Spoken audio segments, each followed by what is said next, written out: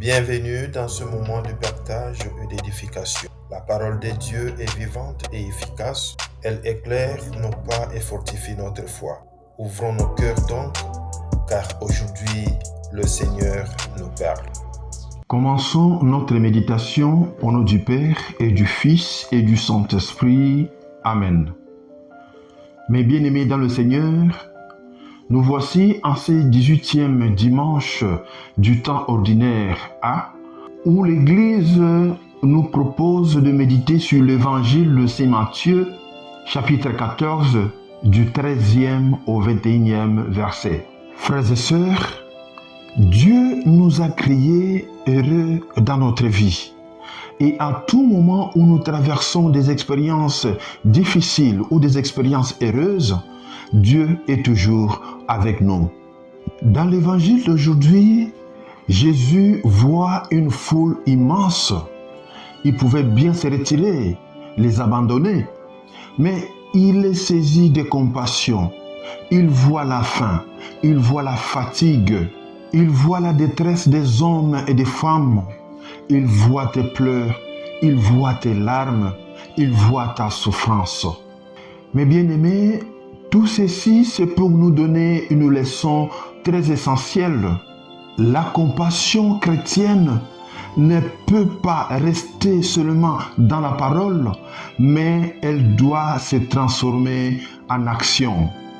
Tandis que les disciples disent à Jésus de renvoyer la foule, en quelque sorte, ce problème est plus grand pour nous.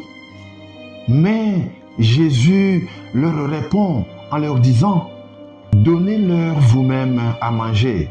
Cette réponse de Jésus nous rejoint aujourd'hui.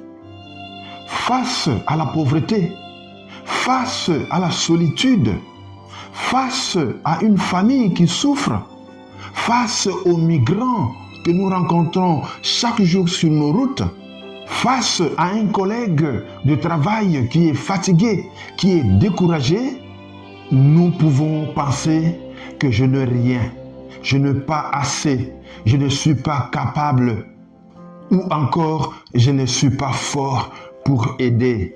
Et une chose est vraie, Jésus nous demande de lui remettre le peu que nous avons. L'Évangile nous raconte que les disciples avaient 5 pains et 2 poissons. Oui, bien-aimés, ce n'est pas suffisant pour nourrir une grande foule. Mais entre les mains de Jésus, les peu qu'ont eu les disciples est devenu quelque chose de grand pour nourrir, pour satisfaire la faim de toute une foule. Dans la vie quotidienne, cela nous rejoint aussi aujourd'hui. Un voisin âgé vit dans un immeuble. Nous pouvons dire que nous n'avons pas de temps. Nous pouvons dire que nous n'avons pas assez d'argent pour l'aider. Mais le téléphoner, lui apporter un peu de repas, quelque chose à manger, cela suffit. Cela deviendra comme le 5 pains et le 2 poissons qui se sont transformés en un grand repas pour nourrir toute une foule. L'attention que nous portons à nos frères et sœurs, le temps que nous pouvons donner à nos frères et sœurs, à nos confrères, à nos consoeurs, cela peut devenir la multiplication de pain, cela peut devenir la multiplication des poissons. Le geste de charité que nous pouvons poser à nos frères et sœurs, que nous pouvons poser à nos voisins, que nous pouvons poser à tout celui ou à toutes celles que nous rencontrons, cela pourrait paraître petit, mais aux yeux de Dieu, c'est une grande action que nous posons. Bien-aimés dans le Seigneur, dès aujourd'hui, demandons la grâce de Dieu de nous habiter et ne disons plus « je n'ai rien, je ne suis pas capable, je ne suis pas fort, je n'ai pas assez pour aider ». Puisque ce que nous gardons pour nous-mêmes reste petit, mais ce que nous remettons entre les mains de Jésus peut devenir une grande bénédiction pour une foule immense. Que Dieu vous bénisse.